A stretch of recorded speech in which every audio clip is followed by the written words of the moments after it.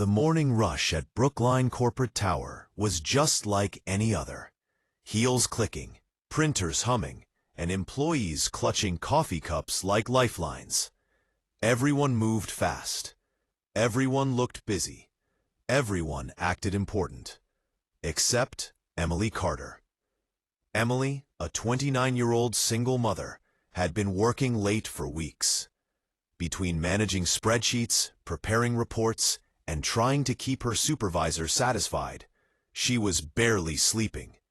Her son Milo had an asthma flare-up the night before, and Emily had stayed awake until 3 a.m. caring for him. But the deadlines didn't care. Her boss didn't care. Her job definitely didn't care. By 8:57 a.m., Emily rushed through the glass doors, exhausted but determined. She headed straight for the 10th floor, trying to calm her racing heartbeat. "Emily, the Henderson file better be done by noon," her boss barked the second she stepped in. "It is," she answered, though her voice was faint. She placed her bag down, opened her computer, and tried to focus, but the words on the screen began to blur. Her chest felt tight, her head pulsed, her breath struggled. Still, she pushed herself. She always pushed. Around 11:20 a.m., the office grew louder. Coworkers joked, phones rang, and chairs rolled across the floor.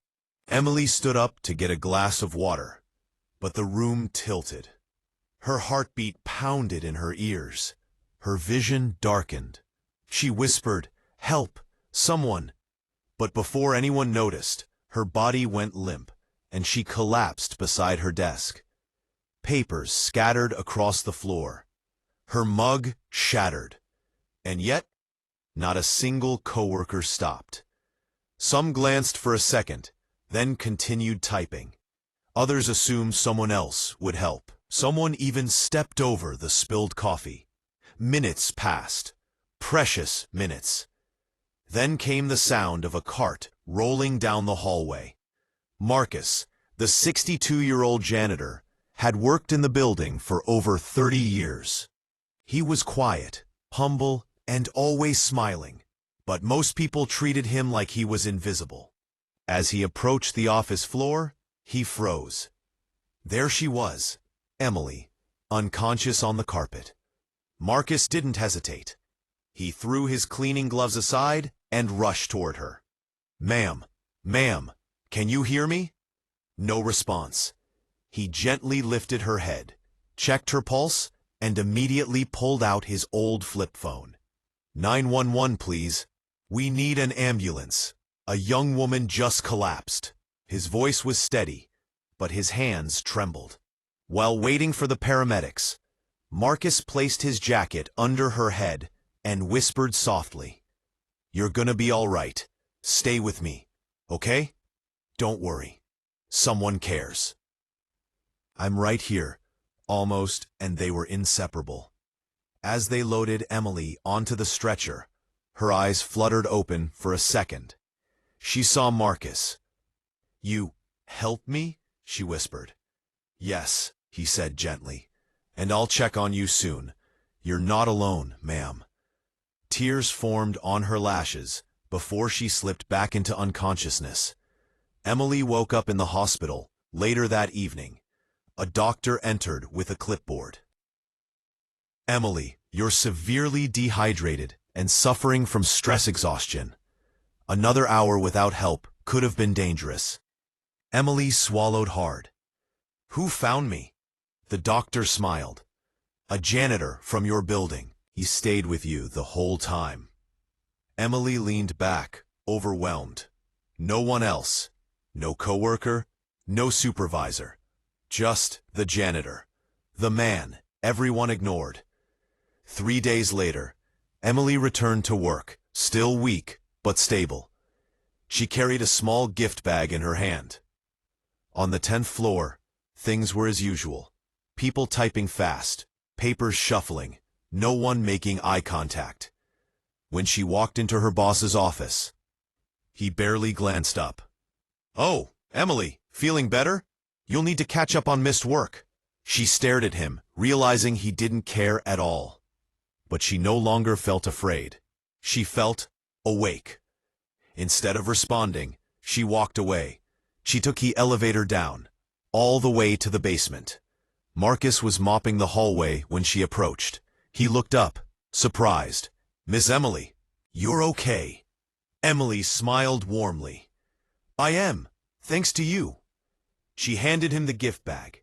Inside was a new pair of work boots, a handwritten thank you letter, and a coffee shop gift card. Marcus shook his head. "Oh no, you didn't have to." "I wanted to," she interrupted, her eyes shining. "You saved my life. You were the only one who stopped, the only one who cared." Marcus looked emotional, but tried to hide it with a humble smile. "Ma'am, anyone should have helped." "But no one did," she said softly, "except you." He nodded, his voice breaking. "Well, kindness matters. And people matter, even when the world forgets." Emily felt tears roll down her cheeks. "Marcus, I won't forget." Later that week, something unexpected happened. A young intern had overheard what happened and posted the story online, not mentioning names, but describing a janitor who saved a woman when her coworkers ignored her. Within hours, it went viral. Comments poured in. "The real heroes are never the ones in suits. Respect the people society overlooks. This man deserves an award." By the next morning, news crews arrived at the building. The company held a meeting. For the first time in 30 years, Marcus was publicly recognized. But Marcus didn't do it for fame. He did it because helping someone in need was simply the right thing to do. When asked how he felt, he said, "I'm no hero. I'm just a man who saw another human being who needed help." Emily stood beside him, smiling proudly. But she didn't just smile. She made a choice. She walked into her boss's office, placed her ID card on the desk, and said firmly, "I'm done working for people who don't value life." For the first time in years, she walked out, feeling free. And as she passed Marcus in the hallway, she whispered, "You helped me see what matters. Thank you." Marcus tipped his cap. "Anytime, Miss Emily." The end. A simple act of kindness changed a life. A quiet man became a hero. And one woman realized that compassion is worth more than any job title.